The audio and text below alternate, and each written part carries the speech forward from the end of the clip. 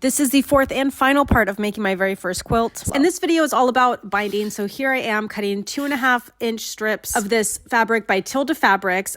All the fabrics in my quilt are by Tilda except for the backing fabric. The Tilda fabric strips that I purchased for this project were actually from my local quilt shop. It's called Cotton and Chocolate Quilt Company in Thousand Oaks, California. While they do have an online store, I don't see anywhere on their website where they actually sell the strips that they make in-house. They call them candy bars. So just kind of a heads up on that, I've had a lot of people ask me about the fabric. Now, everything I'm doing here for the binding, I am just following a YouTube tutorial that I found like step by step. From what I've gathered, there's like a million different ways to do binding. Everyone kind of does it a little bit differently. But here I'm just essentially creating like a diagonal join to have like one long ass strip of fabric for the binding. And I needed half a yard of fabric for this size of quilt. And this is one of the fabrics, one of my favorite actually, that's on like the front of the quilt. So you just basically sew the binding right to the edge. I sewed it from the back. I kind of wish I had done it from the front. And then you do like this special corner thing. Again, I am a newbie, so watch a different video if you're trying to figure out how to do this. And then when you join your strips together at the end, you basically do that same like diagonal join, but I actually messed up. I must have like twisted my fabric extra right here.